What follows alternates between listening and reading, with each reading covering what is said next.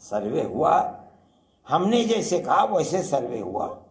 इसलिए मदरसों के दरवाजे तो खुले, आप किस चीज़ का सर्वे करना चाहते हैं? हमारा मानना यह कि आप सब कुछ जानते हैं, जिला इंतजामिया एक एक चीज़ मदरसे की जानती है, हर मदरसे की किस चीज़ का सर्वे है? हमारी इस बात को कबूल कर लिया उन्होंने, सर्वे हो भी गया, ख़त्म भी हो गया, कोई बात तो उठी नहीं।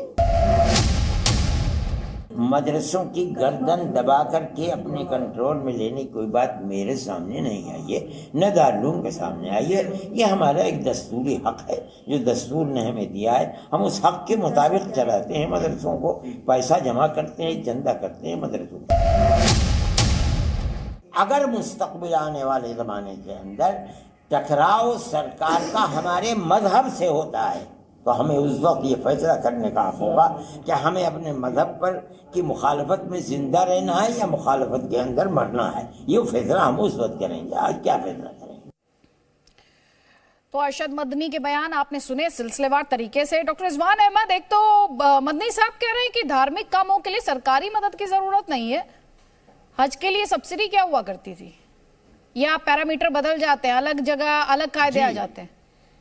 जी, वही मैंने अपनी ओपनिंग बाइट में बोला था कि मामला कितना रहस्यमय होता जा रहा है। सर्वे से पहले मैं सुनता था, अरे मदरसों में तो engineer, doctor, scientist, IAS, IPS बनते हैं, लेकिन सर्वे के डर से दो चीजें हुई हैं। पहला, कह दिया भैया मदद ना दो हमें पर हमारा सर्वे ना करो। दूसरा, कलई खुल गई कि मदरसे सिर्फ और सिर्फ इस्लामिक एजुकेशन के लिए, मौलवी बनाने के लिए हैं, डॉक्टर, इंजीनियर, साइंटिस्ट बनाने के लिए नहीं है। ये मैं नहीं कह रहा, ये अभी मदनी साहब कह रहे थे, ये मेरे अल्फाज नहीं है, मदनी साहब के अल्फाज हैं। दूसरी चीज, प्राइवेट स्कूल जो किसी से मदद नहीं लेता, वहां पर भी यूपी में, अगर मैं अपने स्टेट की बात करूं, तो एजुकेशन बोर्ड के इंस्पेक्टर्स आते हैं वहां सर्वे करने के लिए।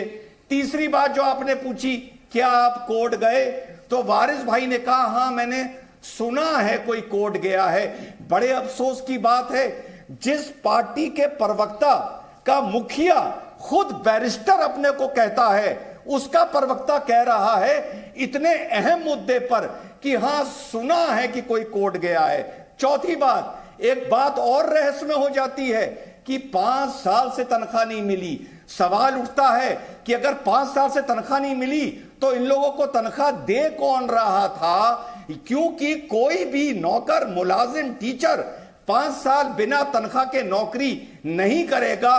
तो क्या आप इसके लिए हाई कोर्ट और सुप्रीम कोर्ट सरकार के खिलाफ गए कि आपको तनख्वाह नहीं मिल रही है, मदरसे नहीं चल पा रहे हैं? और आखिरी बात, डिस्ट्रिक्ट मजिस्ट्रेट, ओके, जवाब ले लीजिए। हाजी खान पहले आप, उसके बाद इजाजत। और देखिए मैडम, मदनी साहब, अरशद मदनी साहब दामो बरकातू ने जो बात कही है वो इसलिए कही है कि मुसलमानों के ऊपर दीन का सीखना इतना फ़र्ज़ है कि उसे हराम हलाल की तमीज़ हो जाए। दीन का सीखना इतना फ़र्ज़ है कि उसे हराम और हलाल की तमीज़ हो जाए। रही बात यह है कि शरीयत ने यह नहीं कहा कि तू बहुत अच्छा डॉक्टर बन, शरीयत ने यह कहा कि तू बहुत अच्छा इंसान बन। लेकिन इस्लाम यह भी कहता है कि तू बहुत अच्छा डॉक्टर बन, उसके साथ इंसान भी अच्छा बन। तू वकील बन अच्छा, लेकिन उसके साथ अच्छा मुसलमान भी बन। तू प्रोफेसर बन, उसके साथ एक अच्छा इंसान बनकर और प्रोफेसर बनके मुसलमानों की और हिंदुस्तानियों की खिदमत कर। ये शरीयत कहती है। अब एक बात आप मुझे समझाइए, आप मुझे जरा सा समझाइए। मैं जो सवाल पूछ रही हूँ, पहले एक सेकंड। हाजिर खान, अगर मदरसे मॉडर्नाइज होते हैं तो मॉडर्नाइज होने से अच्छाई में क्या खलल पैदा हो जाएगा? मैडम मॉडर्नाइज होने से मौजूदा हालात के मुताबिक शिक्षा, मॉडर्नाइज एजुकेशन मिलने से क्या खलल पड़ जाएगा? मैं अच्छा इंसान या बुरा इंसान बनने की ये तालीम कैसे अफेक्ट होगी, मुझे समझ नहीं आया। मैडम, आप जरा सा एक्सप्लेन कर दें मुझे। भी कहा, अब भी कह रहा हूं कि आप जो है मुसलमानों की तालीम की फिक्र कर रही हैं। हमारी सरकार उत्तर प्रदेश की मुसलमानों की एजुकेशन की, देश के प्रधानमंत्री हमारे देश के मुसलमानों की और मुस्लिम लड़कियों की एजुकेशन की फिक्र कर रहे हैं। तो इनको जो 96% इन मदारिस के बाहर है, उनकी फिक्र होना चाहिए या नहीं होना चाहिए? रही बात ये कि हमें ये पूछना चाहते हैं कि एक डॉक्टर से ये कहा जाए कि तुम संस्कृत पढ़ो, जैसे मध्य प्रदेश में हिंदी में कर दिया गया कि एमबीबीएस हिंदी पढ़ के बनेगा, तो जो हिंदी पढ़ के एमबीबीएस बनेगा वो अमेरिका में जाके क्या पढ़ाएगा, अमेरिका के जाके क्या करेगा, यूरोप में जाके क्या करेगा, इंग्लैंड में जाके क्या करेगा, फ्रांस में जाके क्या करेगा। दो चीजें, एक बोतल के अंदर शराब भी डाल दो और एक बूदत के अंदर जूस भी डाल दो, दोनों नहीं डाल सकती।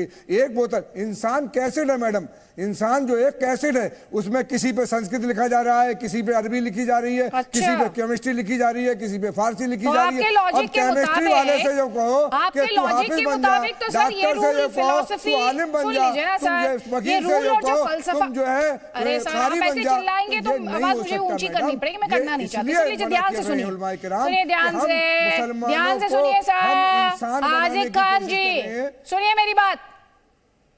ये जो आप कह रहे हैं जो संस्कृत पढ़ के वो अमेरिका में कैसे काम करेगा, तो सर ये बात फिर आप मदरसे के लिए भी अप्लाई कर दीजिए। मदरसे वाले नहीं कह रहे कि भाई मदरसे वाले, अगर कुछ लड़के अभी इस साल आए हैं एमबीबीएस में, 1200 बच्चे आए हैं मदारिस के, इन्हें रिजवान साहब को मालूम नहीं होगा। सवाल पूछ रही हूँ मैं, तो आपके तर्क की बात कर रही हूँ। मिनिस्ट्रियां हैं मैं, सुनिए मैं सर्टिफिकेट ये फैसला नहीं सुना रही हूँ, मैं आपके तर्क को आप ही के सामने आईना दिखा रही हूँ, मैं आपके तर्क को आप ही के सामने आईना दिखा रही हूँ। और यहाँ पर रिजवान अहमद क्योंकि हाथ उठा रहे हैं, डॉक्टर रिजवान अहमद, मदरसे में जाने वाले बच्चों की उम्र क्या होती है, जरा जनता को आज आप बताइए। जी ये बहुत आपने सही बात जी हाँ, मदरसे में जो आम तौर पे बच्चे जाते हैं वो 7 या 6 या 7 की उम्र में चले जाते हैं। जो अच्छे पढ़ने वाले होते हैं वो 10 उम्र की साल में हाफिज हो जाते हैं, और ये डिपेंड करता है वो 5वीं तक पढ़ते हैं, 8वीं तक पढ़ते हैं, पूरी 12वीं वहां से पास करते हैं। मैडम जो हाफिज बनता है ना, वो हाफिज जो है उसको सारी, जब जो मॉडर्न एजुकेशन में वो हाफिज जाता है ना, तो उसको वो किताबें ऐसी लगती हैं जैसे ABCD पढ़ लें, ऐसे पढ़ते हैं वो, इतना मजबूत उनका हाफजा हो जाता है, ब्रेन उनका इतना बढ़िया हो जाता है। अच्छा, कि वो सारी किताबें मिनटों अच्छा, तो में आप चाट मुझे ये देते हैं। कहना चाह रहे हैं जो बच्चे स्कूल में जाकर पढ़ते हैं उनका जो ब्रेन है वो बहुत स्लो रहता है, हाफिज से स्लो रहता है मैडम, हाफिज नहीं, क्योंकि एक किताब वाहिद किताब है दुनिया की, सुनिए ध्यान से, इंसान के एक सीने में सेकंड, चली हाजिर जाती खान है, कैसी ज़ेर और दलीलें आप ज़बर दे के रहे हैं साथ। सर, और दुनिया में कैसी दलीलें आप दे रहे हैं, कैसी दलीलें आप दे रहे हैं, या तो आपको कंफ्यूजन है या मदनी साहब को कंफ्यूजन है। एक सेकंड रुकिए ना सर प्लीज, मैं डिबेट समझाने के लिए करती हूँ, मैं डिबेट हंगामे के लिए नहीं करती। सुन लीजिए ध्यान से।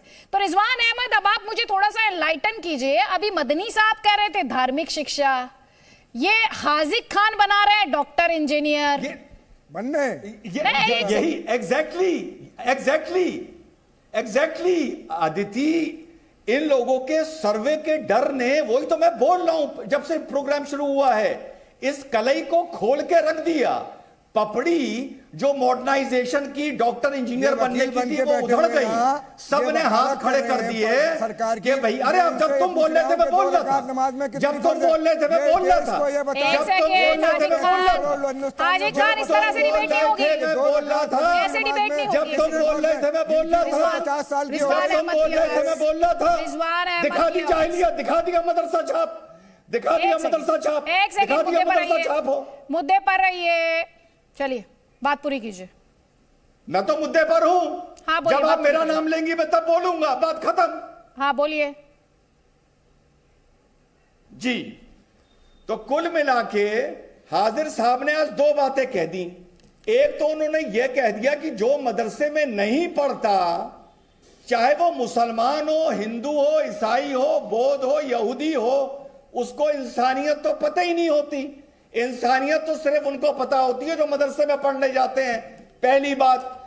दूसरी बात, अगर आपको मदनी साहब के हिसाब से, इनकी तो मैं बात नहीं कर रहा, मदनी साहब के बयान पर डिबेट हो रहा है ना, तो अगर आपको कुरान पाक और हदीसी पढ़ना था तो ये इतने दिन मॉडर्नाइजेशन का नाटक करने की क्या जरूरत थी भाई? वो तो कहीं भी बैठ के पढ़ सकते हो। तो जो सरकार से 70 साल से पैसे ले रहे थे, इसका मतलब वो हराम के थे। तुमने अपने मदरसे हराम के पैसों से खड़े किए हैं, उन पैसों को लौटाओ सरकार को, तब तुमको माने कि तुम ईमान वाले हो।